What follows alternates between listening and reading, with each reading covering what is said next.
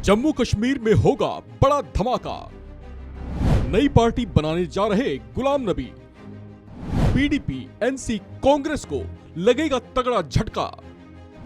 इस उलटफेर से बीजेपी क्यों है खुश? गुलाम नबी आजाद अपने नाम में दिलचस्प ढंग से एक साथ गुलाम और आजाद दोनों ही शब्द रखने वाला राजनीति का ये वो कद्दावर चेहरा है जो खुद को कांग्रेस से आजाद कर चुका है।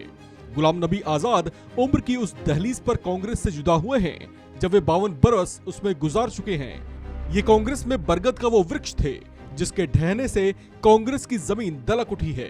कहा जा रहा है कि पार्टी में उनके कई दूसरे समर्थक नेता भी जल्द ही कांग्रेस को गुड बाय कह सकते हैं।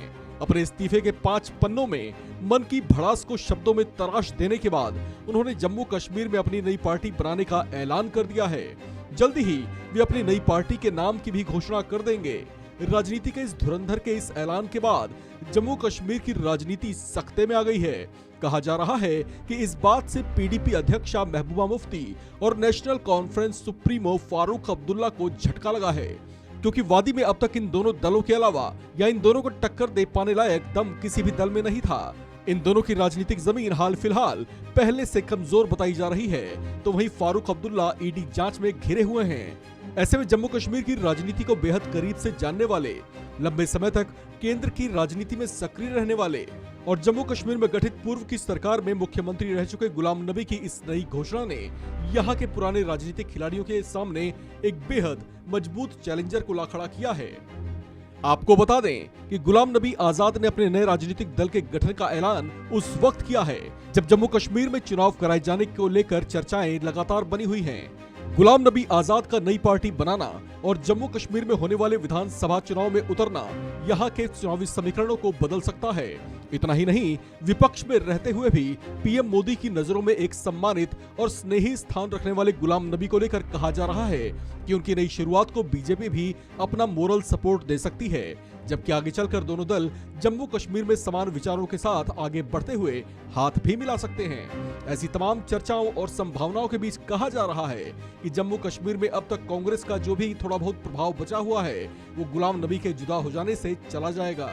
राजनीतिक पंडितों का मानना है कि जम्मू कश्मीर की राजनीति में गुलाम नबी के सक्रिय हो जाने से यहाँ पीडीपी और नेशनल कॉन्फ्रेंस जैसी पुरानी पार्टियों को नुकसान पहुंच सकता है। वहीं इससे बीजेपी को सीधा फायदा भी हो सकता है। यहाँ आपको ये भी बताते चलें कि इसी साल के अंत में चुनाव आयोग जम्मू कश्मीर में संशोधित मतदाता सूची का प्रकाशन दिसंबर में कर सकता है, जिसके बाद यहाँ चुनाव कराए जाने का रास्ता भी साफ हो जाएगा। इस बीच गुलाम नबी आजाद को भी अपनी नई पार्टी के गठन के लिए कुछ महीनों का समय मिल जाएगा।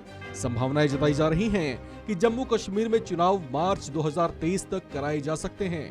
इस बीच जम्मू कश्मीर कांग्रेस में भी उथल पुथल की खबरें आ रही हैं। कहा जा रहा है कि यहाँ के कई चेहरे जल्दी ही गुलाम नबी से हाथ मिला सकते हैं। वहीं जम्मू कश्मीर बीजेपी में भी हलचल देखी गई।